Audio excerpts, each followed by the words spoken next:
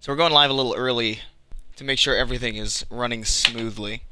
Big fucking punch in the face, by the way. I can't upload this to YouTube because I just realized that these streams usually go on for about an hour, hour and a half, and YouTube does not allow me to post videos longer than, I believe, longer than 15 minutes. That is my maximum. Which is total bullshit. You know, sucks. But, you know, gotta love YouTube's policies. What part of New York do you live in? The part with grass. I don't know why anybody would assume I would answer that. When did you get into music and guitar? I've been playing guitar for a long time, and I've been just as bad as it as I've always been. What got me into music was owning a CD player, which is gonna make me sound fucking old. But I had a CD player, and this is, keep in mind, this is like 2007, where people had MP3 players. I'm not a musician. I will say that right off the bat. I am not a musician. I am a person who happens to know how to competently play a guitar. What is your favorite Pokemon? Mewtwo, dude. Mewtwo. I mean, is what I would have said, if I was still into Pokemon, which I admittedly grew out of. I think the last Pokemon game I played was Gold and Silver, and then after that I saw gameplay of like the Game Boy Advance games, and I was like, this isn't quite different enough for me to like, or this isn't different enough for me to get into. What is your favorite 80s action hero and why? 80s action hero? Oh, I don't know. You know what? Screw you, Marty McFly, dude. That's my 80s action hero. What fads did you buy into during your childhood? Were you a Pokemon lad, a Beyblade boy, a Yu-Gi-Oh fucker, or something else? Essentially, what did you waste your allowance and birthday money on? Pokemon? I was into Pokemon, but I wasn't huge onto it. Like, I watched the series. Oh, you know what? Dragon Ball. Dude.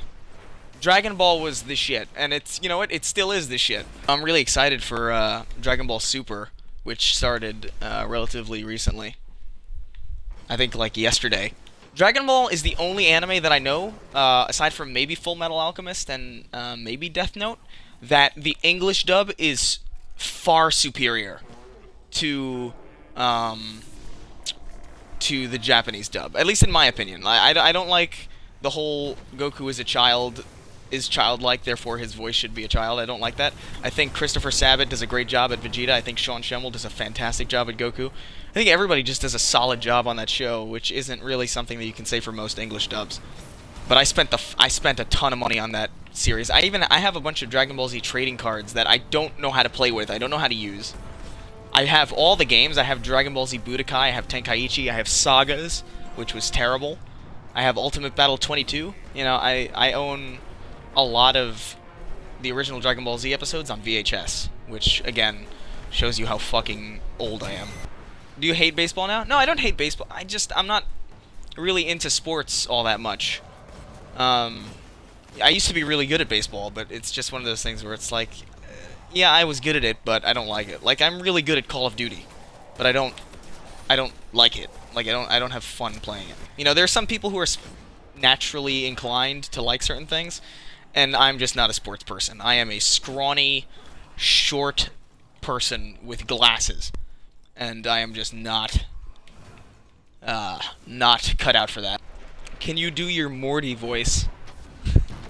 No, I can't. If I did my Morty voice right now, it would be far too loud. I could take my mic off and do it. It's like, oh, I don't know, what should I say? Oh, jeez, Rick. Oh, man. You know, oh, jeez. I don't know if I'm gonna be able to fight these fallen, Rick. It's a stupid voice. Do you play mostly Xbox or do you play PC too? I mostly play Xbox, but, you know, I play PC every now and then. I just don't play multiplayer games on PC. Usually when I'm playing PC, I'm playing, like, Batman Arkham City or something. Team Fortress 2 on the occasion, but, you know. I'm just not all that keen on mouse and keyboard. I grew up with a controller, and I've gotten really good with it, to the point where I can play a game of Team Fortress 2 with a controller and still be really good. So, you know, the mouse and keyboard is kind of, for competitive games, I'm just not good at it. So how is your lore going? Oh, it's going great. Going fantastic. Is this the same strike I just did? It's always depressing to see publishers fuck over developers. Because one of my favorite studios ever, I don't know if anybody's still in the chat, by the way, but one of my favorite developers of all time was Pandemic. And for those of you who don't know Pandemic, they made Battlefront, they made the Mercenaries games, they made Destroy All Humans.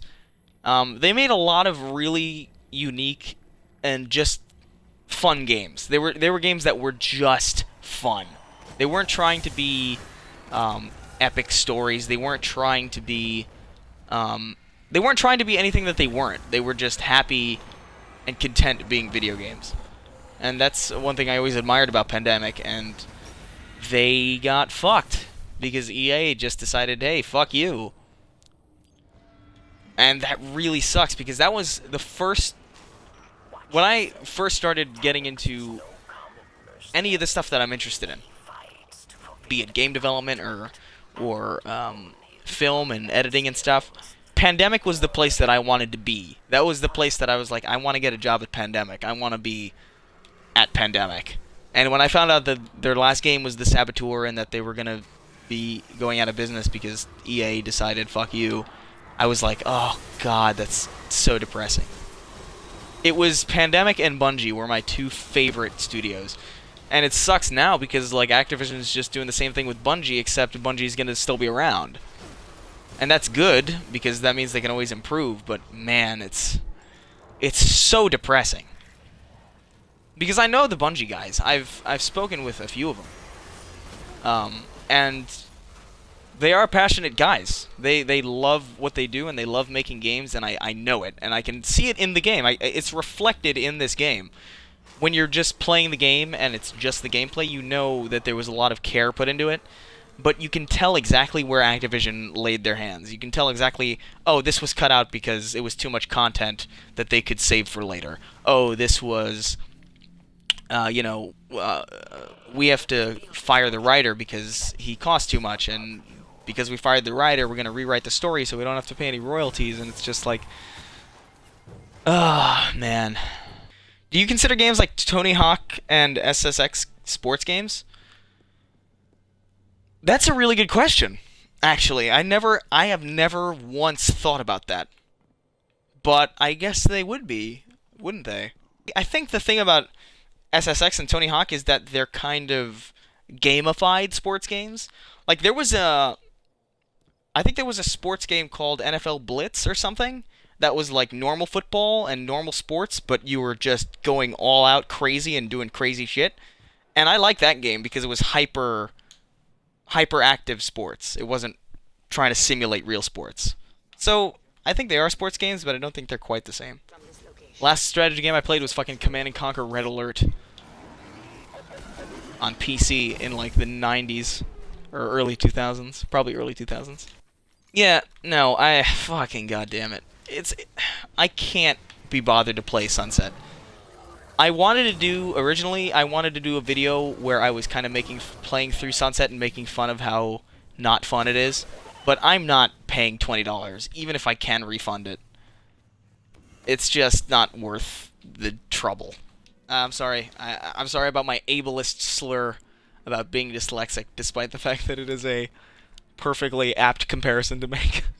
And the thing is, like, I'm not opposed to those games existing. What I'm opposed to is the idea that these games just have to have their dicks sucked all the time. Like, I loved the Stanley Parable. I had such a fun time going through the Stanley Parable because it was fun. It was one of those things where it's like, yeah, you were walking and you arguably did less in Stanley Parable than you did in Gone Home and the other games. But what was good about Stanley Parable was that it was clever. Like, there was nothing clever about Sunset. There was nothing clever about Gone Home. There was nothing... It just took itself too seriously, and Stanley Parable didn't. It very much knew what it was. It very much knew that it was a comedy. You do more interacting with things in Gone Home, but the primary differentiator is Gone Home isn't fun. Like, you're not eager to get to the next part of the game because you want to see what the game is going to bring you. You're eager to get to the next part of the game in Gone Home because you want it to end. I wanted Stanley Parable to keep going when I finished it, and I played it several times, and you know what? Each time I played it, it was different, because they had different trees that you could, and you had different choices, which is something that Gone Home and Sunset don't really give you. And the way they threw a temper tantrum because nobody bought their game, oh, well, fucking good for you. And that just tells you how little power they have. They say, oh, we want more human elements in games. And then it comes out and nobody buys it. You know why? Because those people aren't playing games. They're watching movies and reading books. What are some of your favorite games of all time? My favorite... Okay, so here's the thing. I have a favorite game of all time, and I have a game that I believe is the best of all time. And those two are not the same thing. My favorite game of all time is Shadow of the Colossus. It is my favorite game. I love everything about it. There isn't a thing I would change about it. The controls are complex, but also really engaging. The boss... I think it's the only game that I can think of where the boss battles are the levels, and that in and of itself was interesting. The sense of scale you got from that game, the soundtrack, everything about that game was just pure bliss. But the best game ever, I believe, is Tetris. And I say that completely unironically. I think Tetris is a masterclass in design, it's always fun. You can always play it. People who don't know, who have never played it, can pick it up and immediately understand it. And you know, it's one of those things that I think anybody could play Tetris and enjoy it. And you can be good at Tetris, and you can be bad at Tetris, and the music is fucking great. No, I mean, it's really fucked up. That's the state that we live in now. People don't think racism is bad because it's bad. They think it's bad because it's not, because it's misdirected, and it's astounding to me that that's the case. That it's okay to be racist towards white people because, you know, they have it coming. To me, it's like the notion of inherent privilege is similar to original sin. It's like, hey, you were born white. You were born inheriting the sins of all your forefathers, all of your ancestors, and you have to make up for that. And it's like, bitch, no, I don't, because I'm an individual. I am a human being, and I did not do any of that, so why the fuck should I apologize for it? Except the problem with the whole social construct thing is that society, in and of itself, is a natural construct.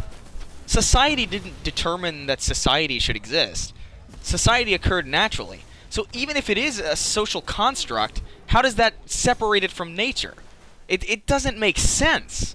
And the more you talk about it, the less sense it makes.